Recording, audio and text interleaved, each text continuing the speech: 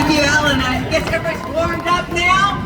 I want to say hello to lovers of democracy, lovers of an educated citizenry, lovers of our public schools. Thank you for showing up and speaking out on behalf of our students, our teachers, and all who are a part of our neighborhood-based, constitutionally required public schools. Texas students, no matter who they are, where they live, rich or poor, are welcomed to walk through or even use a wheelchair to enter through the doors of their public schools. Where they can learn and thrive and prepare for their futures. I am not a conspiracy theorist, but I have awakened, or dare I say, I'm woke, to what can only be described as a calculated effort to dismantle the very foundation of our democracy, and that is public education. From banning books and eliminating any reference to DEI, diversity, equity, and inclusion. So the DEI now stands for discrimination, exclusion, and inequality. To starving our schools of funding and resources while sending money to unaccountable private schools, I can't help but conclude that some are on a mission to set our schools up for failure, using our kids to justify their privatization of education, exacerbating the divide between the haves and the have-nots. And don't tell me that money doesn't matter. I previously served on the Eanes School Board, an exceptional school district with great outcomes for its students. Though the state school funding formula equalizes the wealth of that district so that it is funded similarly to other districts, because of the resources in the community, Eanes has a foundation that helps pay for additional teachers and programs, ensuring the students have what is needed to succeed. And I do not begrudge them that. This is what any parent wants for their children and would do if they could. But with over 60% of Texas students being economically disadvantaged, that is not an option for many. Again, money matters.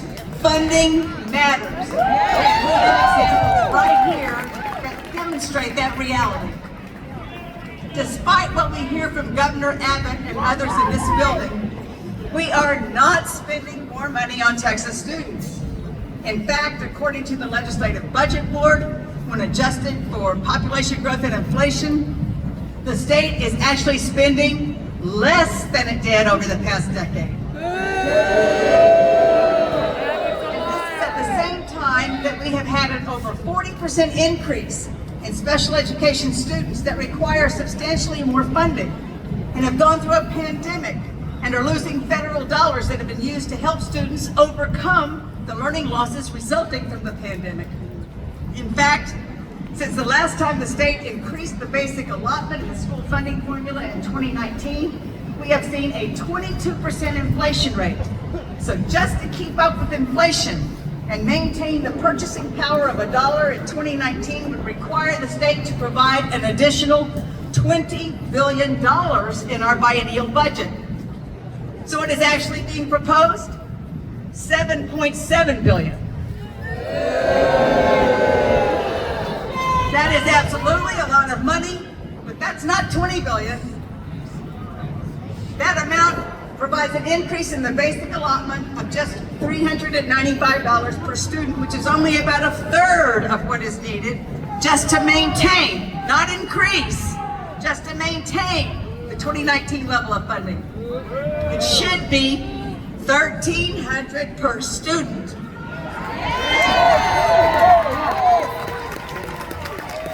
That's why I, Vicki, and other legislators have submitted legislation that would increase the basic allotment by $1,300 and then administration so that increases would be automatic moving forward, rather than coming back here fighting for crumbs every single legislative session.